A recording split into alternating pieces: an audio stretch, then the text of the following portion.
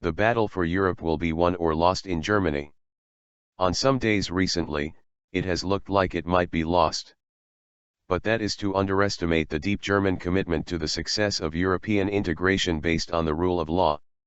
If the European Union falls apart, it will likely be due to a return of nationalism and a refusal by the French, British, and Dutch to share more sovereignty, rather than to German insistence on fiscal discipline and respect for the rules. If the euro fails, then Europe fails, Chancellor Angela Merkel has repeatedly warned Parliament. The aftermath of the Eurozone's ugly all-night summit on the Greek debt crisis that ended on July 13 with a deal on stringent, intrusive terms for negotiating a third bailout has sent shockwaves across Europe, especially in Germany. It was the second time in weeks that EU leaders had clashed over fundamental problems they seem unable to solve, after an acrimonious June summit on how to cope with a wave of migrants, many of them refugees from conflict, desperate to enter Europe. And it has prompted intensive head-scratching in Berlin about how to strengthen European institutions and underpin the euro more durably, an intellectual ferment unmatched in most other EU capitals. When you tour European countries, there aren't many that are thinking as hard as Germany about how to make an integrated Europe work better, says a senior German official. Perhaps due to its World War II history, Berlin is more open than most EU nations to offering shelter to war victims and accepted the largest quota of asylum seekers. Nor was Merkel as tough as creditors such as Finland, the Netherlands, Latvia, Lithuania, and Slovakia in insisting on humiliating conditions for any further assistance to Greece. Yet like all leaders, Germany cops most of the blame. And due to its past, that is often laced with references to the Nazi tyranny that make present-day Germans cringe. That outcry was compounded when German Finance Minister Wolfgang Schäuble breached a taboo by suggesting that Greece should leave the Eurozone, at least temporarily, if it could not meet the conditions. After decades of trying to be an unobtrusive team player in Europe or CO steering integration through the Franco-German tandem, Berlin was catapulted into an unwelcome solo leadership role by the Eurozone debt crisis that began in 2010.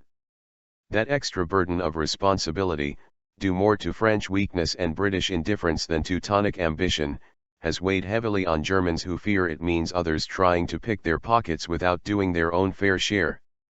Keynesian economists excoriate Germany's export prowess and domestic frugality.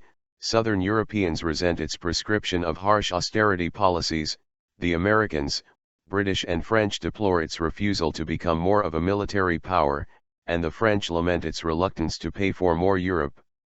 The firestorm of criticism that has rained down on Berlin since the Greek debt deal has triggered a mixture of self-righteous defiance, soul-searching and a quest for new solutions among the German establishment.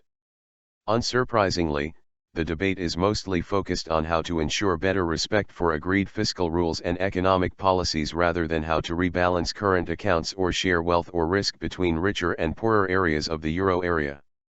Germans may consider the EU, in the words of ex-Chancellor Helmut Kohl, a community of destiny, Schicksalsgemeinschaft, but most don't want it to become a community of liability, Haftungsgemeinschaft.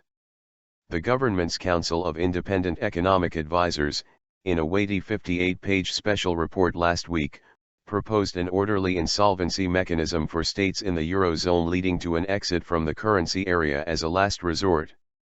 The panel also called for adding new padlocks to the EU treaty's no bailout clause to exclude any transfer of liability from one member state to another, and ruled out any joint Eurozone budget or common unemployment insurance benefit. In a currency union, the basic rules must be adhered to, and for this reason the exit of a member state should not be taboo, for otherwise partners are susceptible to blackmail, Council member Lars Feld told reporters.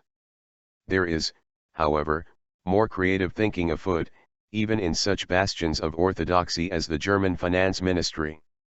Schäuble, a lifelong European integrationist uneasy at being fingered as the man who tried to force Greece out, let it be known via the magazine Der Spiegel that he could imagine a finance minister for the Eurozone under European parliamentary supervision and with his own budget.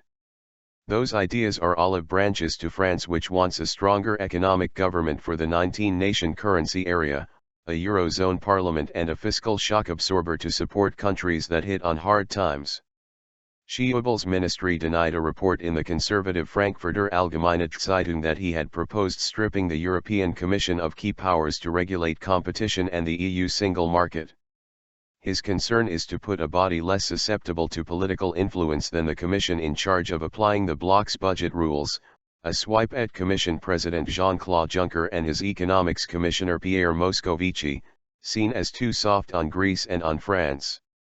German officials are open to the idea of a specific parliament for the Eurozone to make decisions more democratic, either a subset of the existing European Parliament or a hybrid of the EU legislature and members of national parliaments. Typically for her cautious leadership style, Merkel is observing and possibly encouraging this debate to ease pressure from the Greece crisis, without showing her own preferences yet. That may come in October when EU leaders discuss a report by Juncker and the heads of other EU institutions for strengthening the governance of the Eurozone.